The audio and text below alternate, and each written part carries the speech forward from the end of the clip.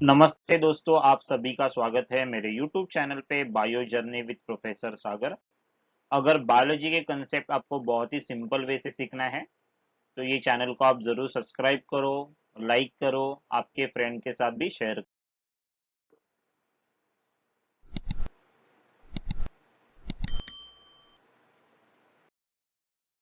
Welcome to another lecture of inheritance and variation.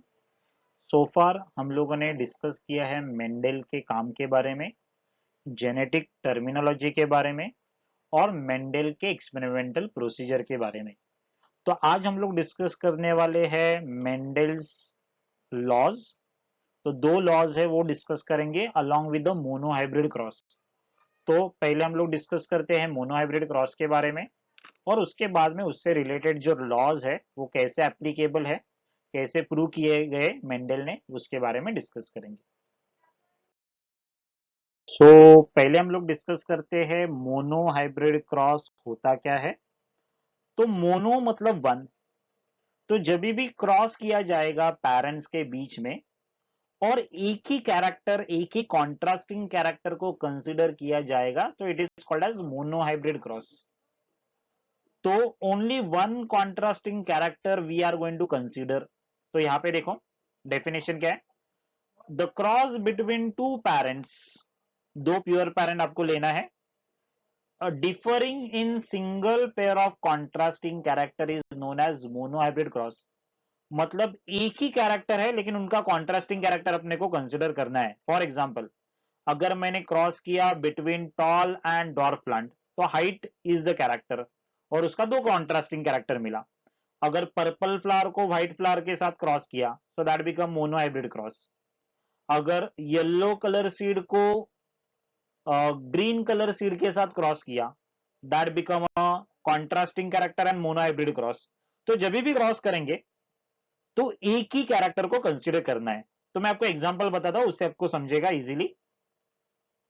तो यहां पे आपको दिख रहा है मोनोहाइब्रिड क्रॉस में टॉल प्लांट है एंड ड्वार्फ प्लांट। तो ये जो है that is a parental generation.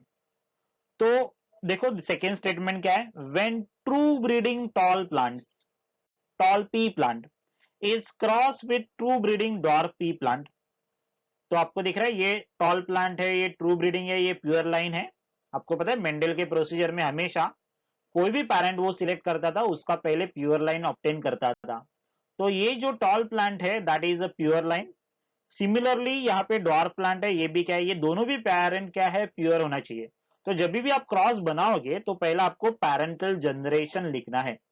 Parental generation के पास आपको लिखना है फिनोटाइप के बारे में। तो यहाँ पे दिख रहा है tall plant is a phenotype. Phenotype मतलब एक्सटर्नल अपीयरेंस। डॉर्फ प्लांट क्या हुआ, फिनोटाइप है, ये भी क्या हुआ, एक्सटर्नल अपीयरेंस। वैसे क्या हुआ, जीनोटाइप। जीनोटाइप क्या है, उसका जेनेटिक कॉन्स्टिट्यूशन क्या है, उसके अंदर कौन से अलील्स है, कौन सा कॉम्बिनेशन है, उसको बोलते हैं जीनोटाइप। तो यहाँ पे capital T is the genotype for tall plant, small T is the genotype for the dwarf plant. तो आपका ये पैरेंटल जनरेशन लिख के हो गया। उसके बीच में आपको क्रॉस दिखाना है। पैरेंटल जनरेशन के बाद में आपको जो शो करना है दैट इज गैमिट्स। तो गैमिट्स हमेशा सर्कल में लिखते हैं, याद रखो। तो यहाँ पे कैपिटल टी, उसको मैंने एन सर्कल कर दिया। यहाँ पे है स्मॉल टी और दोनों के लिए देखो डिफरेंट कलर यूज किया है।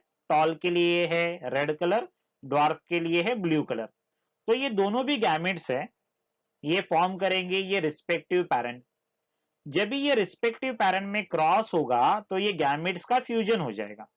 तो ये जब भी गैमेट फ्यूज हो जाएंगे तो आपको मिलेगा F1 जनरेशन। और हमेशा याद रखो ये F1 generation all are tall plant. कैसे, all tall plant. All F1 progeny is tall, ये रिजल्टेंट प्रोजेनी है। अभी ये F1 जनरेशन को you are going to allow to undergo self pollination. तो आपको सेल्फिंग के लिए अलाउ करना है। तो सेल्फिंग के लिए अलाउ करने के बाद, तो अगर आपने और एक ऑब्जर्व किया रहेगा, F1 जनरेशन सभी टॉल आएंगे, मतलब यहाँ पे ड्वार्फनेस दिखेगा नहीं। तो जब भी आप सेल्फिंग के लिए अलाउ करेंगे तो जो एक जगह पे आपको मिलेंगे गैमेट्स, मेल गैमेट्स, सपोज यहाँ ये प्लांट है, उसको हम लोग कंसिडर करेंगे मेल गैमेट्स, तो male gamete will be capital T small T, दूसरा जो है female gamete that will be capital T small T. तो ये F1 सेल्फिंग करने के बाद हम लोग जो गैमेट्स है ना, वो गैमेट्स को डालते हैं पुनेट स्क्वायर में। ये पुनेट स्क्वायर है, चेकर्ड बोर्ड मेथड बोलते हैं। कैन यू सी दिस, यहाँ पे सिंबल है, फीमेल गैमेट के लिए है same capital T small T. तो ये पुनेट स्क्वायर बेसिकली अपने को क्या देता है, वेरियस परम्यूटेशन एंड कॉम्बिनेशन, मतलब गैमेट्स के अलील्स कौन से कॉम्बिनेशन में एक साथ आ रहे और कौन सा प्लांट प्रोड्यूस कर रहे हैं, तो आपको फिनोटाइप भी मिलेगा, जीनोटाइप भी मिलेगा। तो यहाँ पे अगर आप देख रहे हैं, ये कैपिटल टी एक साथ आएगा तो आपको मिलेगा होमोजाइगस टॉल प्लांट। दूसरे स्क्वायर में अगर आपने देखा, दैट इज सेकेंड रो में, तो कैपिटल टी स्मॉल टी आपको मिलेगा हेट्रोजाइगस टॉल। यहाँ पे देखो थर्ड रो में है, आपको दिख रहा है यहाँ पे कैपिटल टी स्मॉल टी, ये भी क्या हुआ, हेट्रोजाइगस टॉल। और बाद में आपको मिला small t, this is called as homozygous dwarf. तो अगर हम मुझे इसका फिनोटिपिक रेशियो फाइंड आउट करना है, तो मुझे टोटल कितना फिनोटाइप है वो देखना पड़ेगा। तो अगर मैंने देखा यहाँ पे एक टॉल, ये दूसरा टॉल, ये तीसरा टॉल, टोटल 3 प्लांट है वो टॉल मिलेंगे और एक प्लांट है वो डॉर्फ मिलेंगे। तो टोटल जो फिनोटिपिक रेशियो है दैट बिकम 3:1। उसमें क्या है, 3 टॉल एंड 1 डॉर्फ। तो अभी हम लोग क्या क्या अलील का कॉम्बिनेशन है ये देखेंगे। ये अलील के कॉम्बिनेशन में कैपिटल टी का एक ही आपको मिलेगा combination, capital T small T का आपको 2 कॉम्बिनेशन मिल रहा है और स्मॉल टी का एक कॉम्बिनेशन मिलेगा। तो टोटल अगर कॉम्बिनेशन देखा तो एक कैपिटल टी, 2 कैपिटल टी और एक small T. So overall combination that become 1:2:1। तो ये हो गया उसका जीनोटिपिक रेशियो। तो मोनोहाइब्रिड क्रॉस से हम लोग जीनोटिपिक रेशियो, फिनोटिपिक रेशियो ये फाइंड आउट कर सकते हैं। और ये मोनोहाइब्रिड क्रॉस से हम लोग 2 लॉज भी प्रूव कर सकते हैं। कौन से लॉज है वो हम लोग देखेंगे वन बाय वन। तो जो पहला लॉ है मेंडल्स का, that is Mendel's law of inheritance, या फिर उसका दूसरा नाम है लॉ ऑफ डोमिनेंस। उसके बारे में हम लोग पहले डिस्कस करते हैं। तो ये law of dominance we can explain with the help of monohybrid cross. तो अगर आपने ये मोनोहाइब्रिड क्रॉस में देखा, टॉल प्लांट है, pure tall plant, dwarf plant which is again a pure for the particular trait. Okay, अभी ये दोनों भी टॉल एंड डॉर्फ प्लांट, जब भी आप 2 प्योर पैरेंट को क्रॉस करोगे तो आपको जो F1 जनरेशन मिलेगा, तो ये F1 जनरेशन में 1 allele from each parent is going to come। तो यहाँ पे आया capital T from the tall parent, small T from the dwarf parent. लेकिन F1 जनरेशन में जितनी भी प्रोजेनी आपको मिलेगी, all will be tall and these are called as heterozygous tall। तो अगर आपने देखा F1 जनरेशन में सिर्फ जो टॉल कैरेक्टर है वो एक्सप्रेस हो रहा है, तो हम लोग बोल सकते हैं कि टॉलनेस इज डोमिनेंट है over the dwarfness. F1 generation में जो डॉर्फ कैरेक्टर अपीयर नहीं होगा, मतलब क्या होता है, जब भी पेयर ऑफ कॉन्ट्रास्टिंग अलील्स एक साथ आएंगे, only 1 allele is going to express। सिर्फ ये कैपिटल टी खुद को एक्सप्रेस कर पा रहा है, उसके वजह से सब जितने भी प्रोजेनी मिलेंगी ऑल आर टॉल। तो ये स्मॉल टी खुद को एक्सप्रेस नहीं करेगा, वो सप्रेस हो जाएगा, तो उसको बोलते हैं रिसेसिव अलील, या फिर कैरेक्टर को बोल सकते हैं रिसेसिव कैरेक्टर। तो वही है लॉ ऑफ डोमिनेंस। देखो डोमिनेंस का क्या है statement, in a cross between 2 organism pure for any pair और पेयर्स ऑफ कॉन्ट्रास्टिंग कैरेक्टर। मतलब 2 ऑर्गेनिज्म का क्रॉस किया जो प्योर है कॉन्ट्रास्टिंग कैरेक्टर के लिए, the character that appear in F1 generation. तो यहाँ पे टॉलनेस कैरेक्टर या फिर टॉल ये कैरेक्टर F1 जनरेशन में अपीयर हो रहा है, उसको बोलते हैं dominant character. The one which is suppress और one which suppressed is known as recessive. तो ये ड्वार्फनेस है, ये यहाँ पे जाके सप्रेस हो रहा है, तो उसको बोलते हैं रिसेसिव कैरेक्टर। तो ये है statement law of dominance. So each character is controlled by pair of factor, and when each pair of dissimilar factor, okay, but when it is a pair of dissimilar factor, तो एक हर एक character को एक that is control by the pair of factor. तो यहाँ पे दिख रहा है capital T small T. But when it is a pair of dissimilar factor, जब भी कैपिटल टी स्मॉल टी एक साथ आएगा, ओनली वन फैक्टर एक्सप्रेसेस, मतलब सिर्फ कैपिटल टी एक्सप्रेस कर रहा है, दस one is dominant and another is recessive. तो कैपिटल टी को हम लोग बोल सकते हैं ये डोमिनेंट कैरेक्टर है, या फिर उसके वजह से डोमिनेंट कैरेक्टर दिखता है, that is a tall. So tall is dominant over dwarf. So law of dominance you can express with the help of monohybrid cross. At least up to F1 generation तक you can show the cross और आप वो उसको explain कर सकते हैं। तो ये है पहला law of inheritance और it is also called as law of dominance। तो जो दूसरा लॉ ऑफ इनहेरिटेंस है, या फिर Mendel's law of inheritance, second Mendel's law of inheritance, या फिर उसको बोलते हैं लॉ ऑफ सेग्रीगेशन, या फिर उसको बोलते हैं law of purity of gamete. अभी इतना क्यों नाम है अलग अलग, वो हम लोग डिस्कस करते हैं। अगेन यहाँ पे देखो मोनोहाइब्रिड क्रॉस आपको दिख रहा है, सेम मोनोहाइब्रिड क्रॉस।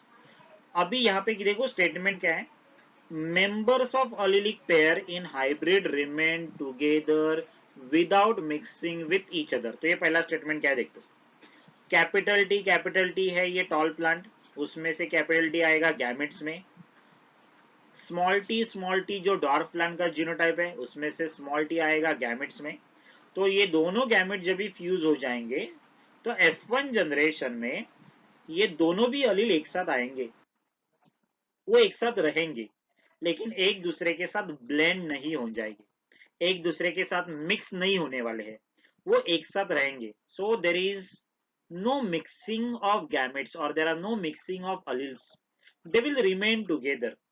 लेकिन जब भी ये F1 जनरेशन में गैमेट्स फॉर्म होना स्टार्ट हो जाएंगे, तो देखो ये कैपिटल टी स्मॉल टी, ये दोनों भी केसेस में जब भी गैमेट्स फॉर्म होगा तो हर एक गैमेट के पास एक अलील जाएगा, मतलब these alleles they do not mix with each other.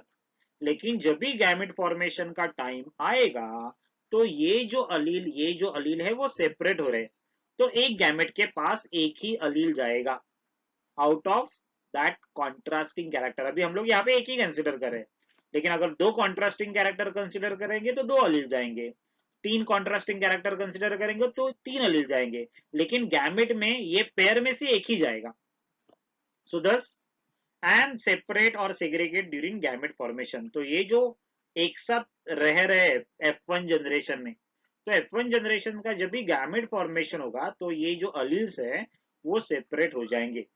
दस gamete receive only one of the two factor, gamete के पास एक ही जाएगा दो फैक्टर में से एक, and that is a pure for given trait. तो ये प्योर हो जाएगा, कैपिटल टी मतलब टॉलनेस के लिए प्योर हो जाएगा। ये गैमेट है जिसके पास स्मॉल टी है, that will be pure for dwarfness. तो उसके वजह से ये जो लॉ है इसको बोलते हैं लॉ ऑफ सेग्रीगेशन, बिकॉज यहाँ पे अलील्स है वो F1 जनरेशन में एक साथ है, वहां पे मिक्सिंग नहीं है, ब्लेंडिंग नहीं है, लेकिन वो सेपरेट हो जाएंगे, उसको बोलते हैं law of segregation in F1 generation. तो जैसे ही गैमेट फॉर्मेशन होगा ये अलील्स एक दूसरे से सेपरेट हो जाएंगे और हर एक गैमेट के अंदर एक ही अलील जाएगा, उसके वजह से बोलते हैं उसको law of purity of gamete. तो ये था सेकेंड लॉ ऑफ सेग्रीगेशन और it is also known as second Mendel's law of inheritance। तो ये लेक्चर में हम लोगों ने डिस्कस किया मोनोहाइब्रिड क्रॉस के बारे में, और with the help of monohybrid cross हम लोग ये दो लॉ कैसे एक्सप्लेन कर सकते हैं उसके बारे में भी हम लोगों ने डिस्कस किया। तो ऐसे ही इंटरेस्टिंग लेक्चर सुनने के लिए ये आप चैनल जरूर आपके दोस्तों के साथ शेयर करो, ये चैनल रिकमेंड करो आपके कॉलेज फ्रेंड के साथ। ओके तो नेक्स्ट लेक्चर में हम लोग डिस्कस करेंगे dihybrid cross and third law of inheritance. तो आज के लिए यहाँ पे रुकते हैं, मिलेंगे नेक्स्ट लेक्चर में नए टॉपिक के साथ।